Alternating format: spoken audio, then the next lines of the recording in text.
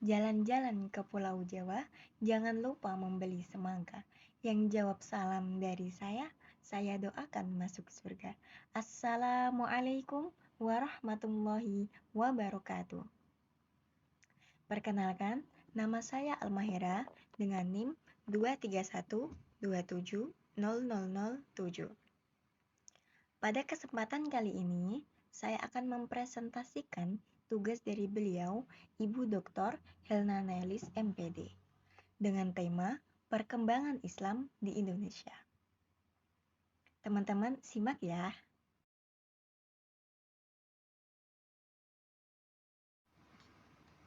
Jadi teman-teman, apa itu Indonesia? Indonesia adalah negara dengan komunitas muslim terbesar di dunia. Bagaimana Islam berkembang dan menjadi agama mayoritas di Indonesia? Saya akan menjawab pertanyaan tersebut dalam presentasi kali ini.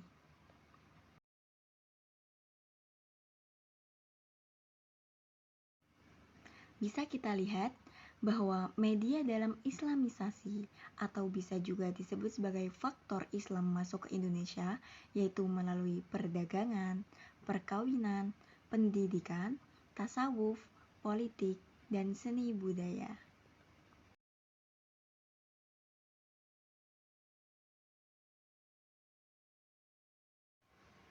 Kedatangan Islam di Indonesia.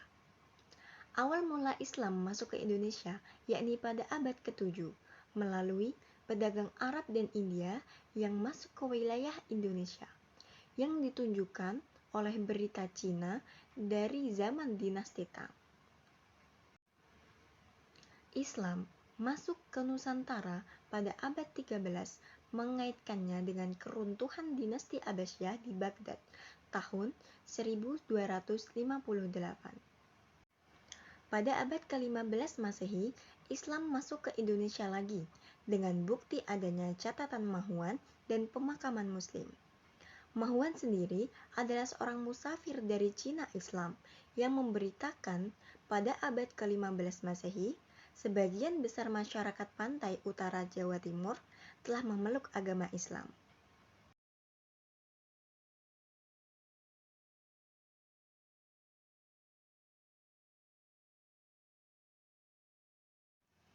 Nah, di sini saya akan menjelaskan bagaimana Islam mengalami perkembangan di era kerajaan.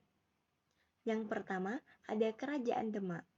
Kerajaan Demak adalah kerajaan pertama yang memimpin penyebaran Islam di seluruh Nusantara. Para ulama memberikan pengajaran yang moderat dan toleran. Yaitu yang kedua, ada Kerajaan Gresik. Kerajaan Gresik juga terkenal sebagai pusat penyebaran sastra dan seni. Gresik menjadi pusat perdagangan dan penyiaran Islam. Kemudian yang ketiga, ada Kerajaan Mataram Islam. Kerajaan Mataram Islam merupakan kerajaan tertua di Jawa. Di bawah pimpinan Sultan Agung, kerajaan ini mengalami puncak kejayaannya.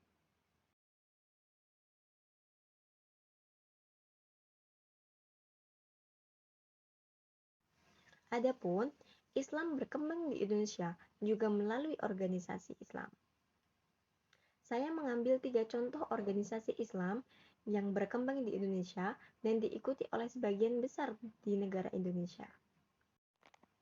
Yakni yang pertama ada Nahdlatul Ulama. Nahdlatul Ulama didirikan pada tahun 1926 oleh pendirinya, Kiai Haji Hasyim Asy'ari. Dan sekarang, organisasi Islam Nahdlatul Ulama menjadi organisasi Islam dengan pengikut terbanyak. Yang kedua, ada Muhammadiyah.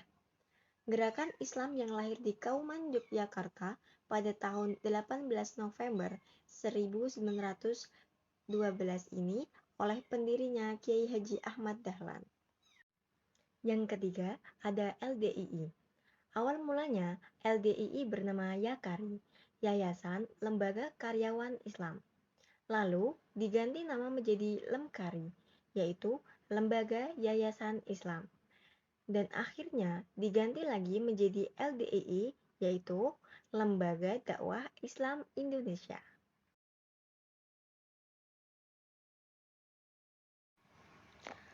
Kesimpulan dari presentasi saya kali ini adalah Indonesia saat ini mengalami populasi muslim terbesar di dunia dan terjadi perkembangan Islam yang terus-menerus. Meskipun demikian, negara Indonesia juga dihadapkan dengan tantangan seperti radikalisme, harmonisasi dengan masyarakat, multireligi, dan krisis identitas. Masyarakat Indonesia tergantung kepada kemampuan masyarakat untuk menemukan kesepakatan dan kebersamaan dalam membangun bangsa Indonesia yang pluralis. Demikian presentasi saya pada kali ini. Semoga apa yang saya sampaikan ada manfaatnya. Terima kasih. Wassalamualaikum warahmatullahi wabarakatuh.